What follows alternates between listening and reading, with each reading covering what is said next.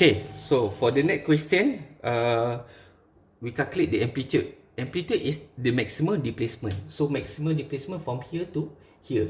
That is 10 centimeter. Okay, second, the period. The period is a complete, the time taken for one complete cycle.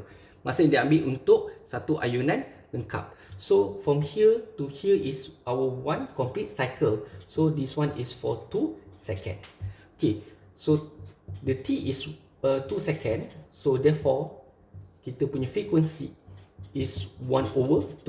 So 1/2 that is 0.5 Hertz. Okay, 0.5 Hertz. Okay, next, we calculate the frequency. Okay, kita calculate dia punya frequency. Frequency 0.5, 1/T.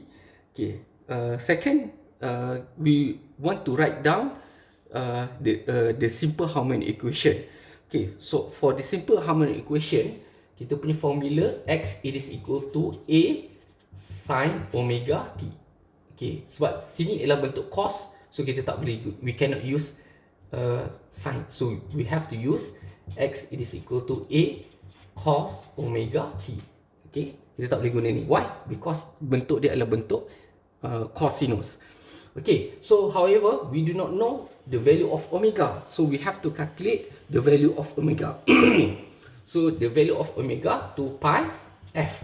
So 2 times pi times f, that is 0.5. So in here we get pi. Okay, so our equation, okay, 10. Make sure this one is 10 cm.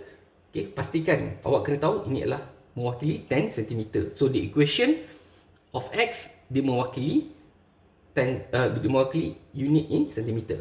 So cos pi T. Okay, the second question. Okay, the second question. Sorry, for the fifth question, I want to calculate displacement at T it is equal to 1.5 second. So X 1.5. Okay, X 1.5. So we substitute the value. So 10 cos pi times T 1.5. Okay, so we calculate using your calculator.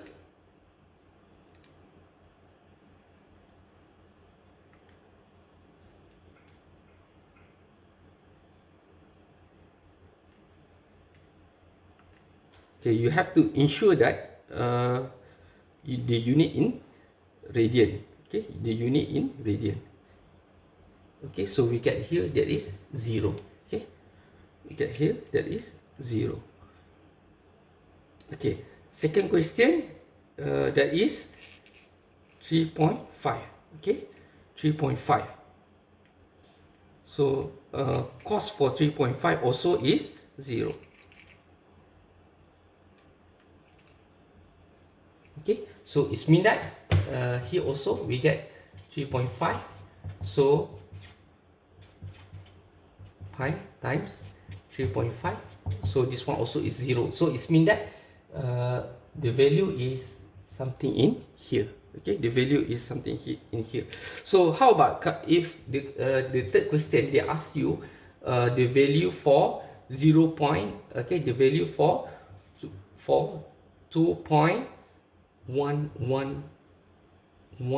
second. Okay, 1.11 second. So you substitute the value. The last one, saya tambah satu lagi soalan. Katakan soalan tu dia nak awak calculate kedudukan pada 2.11 saat. So awak masukkan dalam formula. So kita akan dapat 9.398 cm. Okay, unit in centimeter.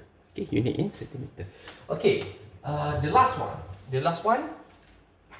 Okay, find the maximum displacement and the the maximum acceleration and the maximum acceleration. Okay, sama macam tadi. Okay, sama macam tadi.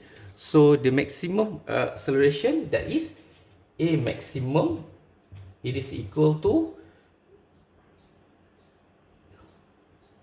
it is equal to, what is the formula?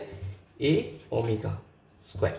Kalau V maximum A omega. So you just substitute the value. Okay, for V maximum, value of A 10, omega is pi, so we get here 10 pi meter per second. So in here 10 omega is omega square. So unit in meter per second square. Okay, so simple harmonic motion. Okay, so that's all for discussion today. We have a 3 question. So boleh review balik ya soalan. Okay, thank you very much. Assalamualaikum.